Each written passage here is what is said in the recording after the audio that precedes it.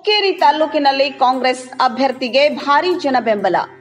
ಚಿಕ್ಕೋಡಿ ಲೋಕಸಭಾ ಕ್ಷೇತ್ರದ ಕಾಂಗ್ರೆಸ್ ಅಭ್ಯರ್ಥಿ ಪ್ರಿಯಾಂಕಾ ಜಾರಕಿಹೊಳಿ ಪರ ಹುಕ್ಕೇರಿ ವಿಧಾನಸಭಾ ಕ್ಷೇತ್ರ ವ್ಯಾಪ್ತಿಯಲ್ಲಿ ಭಾರೀ ಜನ ಬೆಂಬಲ ವ್ಯಕ್ತವಾಗುತ್ತಿದೆ. ಹುಕ್ಕೇರಿ ಮತಕ್ಷೇತ್ರದ ಸಂಕೇಶ್ವರ್ ಕನಗಲ ಅಮ್ಮನಗಿ ವ್ಯಾಪ್ತಿಯಲ್ಲಿ ಹಮ್ಮಿಕೊಂಡಿದ್ದ ಕಾಂಗ್ರೆಸ್ ಕಾರ್ಯಕರ್ತರ ಪ್ರಚಾರ ಸಭೆಯನ್ನ ನಡೆಸಿ ಮತಯಾಚನೆ ಮಾಡಲಾಯಿತು. ಗ್ಯಾರಂಟಿ ಯೋಜನೆಗಳಿಂದ ಪ್ರತಿ ಕುಟುಂಬಕ್ಕೆ ಪ್ರಯೋಜನವಾಗಿದೆ ಎಂದು ಗ್ರಾಮಗಳಲ್ಲಿ ಸೇರಿದ್ದ ಅಪಾರ ಜನಸ್ತೋಮ ಸಂಪೂರ್ಣವಾಗಿ ಕಾಂಗ್ರೆಸ್ಗೆ ಬೆಂಬಲ ಸೂಚಿಸಿದರು. ಚಿಕ್ಕೋಡಿ ಲೋಕಸಭಾ ಅಭ್ಯರ್ಥಿ ಪ್ರಿಯಾಂಕಾ ಜಾರಕಿಹೊಳಿ ಮಾತನಾಡಿ, ಚಿಕ್ಕೋಡಿ ಲೋಕಸಭಾ ಕ್ಷೇತ್ರದಲ್ಲಿ ನೀರಾವರಿ ಹಾಗೂ ಶಿಕ್ಷಣ, ಉದ್ಯೋಗ, ಆಸ್ಪತ್ರೆ ಸೇರಿದಂತೆ ಸಮಗ್ರ ಅಭಿವೃದ್ಧಿಗಾಗಿ ಕಾಂಗ್ರೆಸ್ ಪಕ್ಷಕ್ಕೆ ಮತ ನೀಡಬೇಕೆಂದು ಜನರಲ್ಲಿ ಮನವಿ ಮಾಡಿದರು.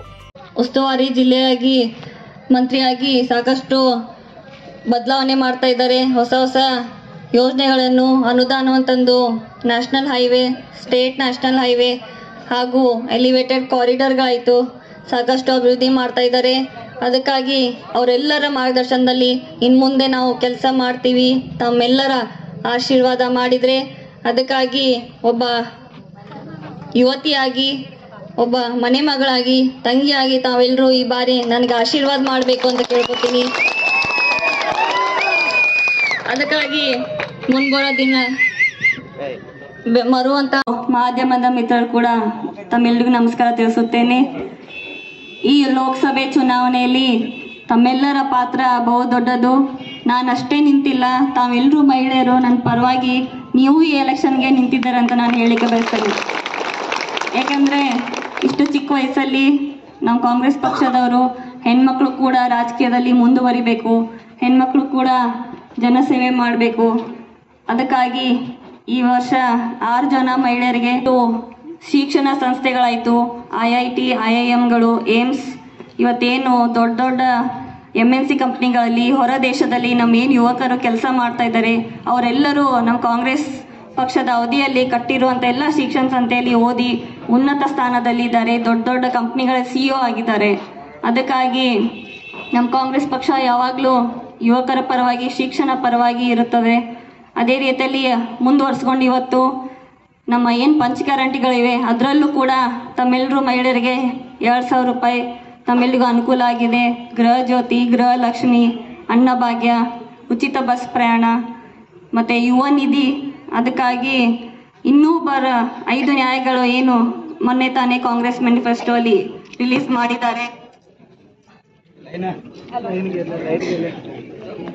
5 ನ್ಯಾಯಗಳು ಏನು ಕೊಟ್ಟಿದ್ರು ನಮ್ಮ ಕಾಂಗ್ರೆಸ್ ಪಕ್ಷದವರು, ಅದನ್ನು ಕೂಡ ನಾವೆಲ್ಲರೂ ಆಶೀರ್ವಾದ ಮಾಡಿದರೆ ನಾವು ಅದನ್ನು ಕೂಡ ಜಾರಿಗೆ ತರ್ತಾರೆ ಅಂತ ಹೇಳಿದ್ದಾರೆ. ಖರ್ಗೆ ಸರ್ ಅವರಾಗಲಿ, ಶ್ರೀ ರಾಹುಲ್ ಗಾಂಧಿ ಸರ್ ಅವರಾಗಲಿ ಹಾಗೂ ಶ್ರೀಮತಿ ಸೋನಿಯಾ ಗಾಂಧೀಜಿಯವರಾಗಲಿ, ಏನು ಮಹಿಳೆಯರಿಗೆ ಪ್ರತಿ ವರ್ಷ ನಿಮ್ಮ ಅಕೌಂಟಿಗೆ 1 ಲಕ್ಷ ರೂಪಾಯಿ ಪ್ರೋತ್ಸಾಹ ನಿಧಿ ಮತ್ತು ಯುವಕರಿಗೆ ಸ್ಟೈಫಂಡ್ ಮುಖಾಂತರ 1 ಲಕ್ಷ ರೂಪಾಯಿ ತಮ್ಮ ಶಿಕ್ಷಣ ಅಭ್ಯಾಸಕ್ಕಾಗಲಿ ಏನು ಮನೆಗಳು ಬಿದ್ದಿದ್ದು ಅದನ್ನು ಕೂಡ ವೀಕ್ಷಣೆ ಮಾಡಿ ಹೋಗಿ ಅದಕ್ಕೆ ತಕ್ಕನೇ ಪರಿಹಾರ ಕೊಡುವಂಥ ನಾವು ತಂದೆಯವ್ರ ಮಾರ್ಗದರ್ಶನದಲ್ಲಿ ಕೆಲಸ ಮಾಡಿದ್ವಿ.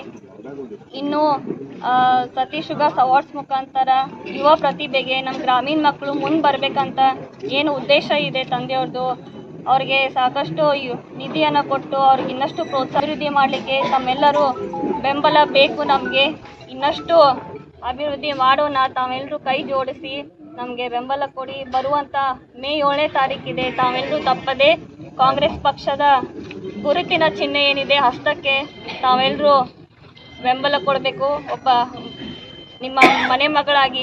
ಮಾಜಿ ಸಚಿವ AB ಪಾಟೀಲ್ ಮಾತನಾಡಿ, ಅಭ್ಯರ್ಥಿ ಪ್ರಿಯಾಂಕಾ ಜಾರಕಿಹೊಳಿ ಅವರು ಪದವೀಧರೆಯಾಗಿದ್ದು ಹಲವು ವರ್ಷಗಳಿಂದ ಸಾಮಾಜಿಕ ಕಾರ್ಯಗಳಲ್ಲಿ ತೊಡಗಿಕೊಂಡಿದ್ದು ಅವರನ್ನು ಹೆಚ್ಚಿನ ಮತಗಳ ಅಂತರದಿಂದ ಗೆಲ್ಲಿಸಬೇಕು ಎಂದರು.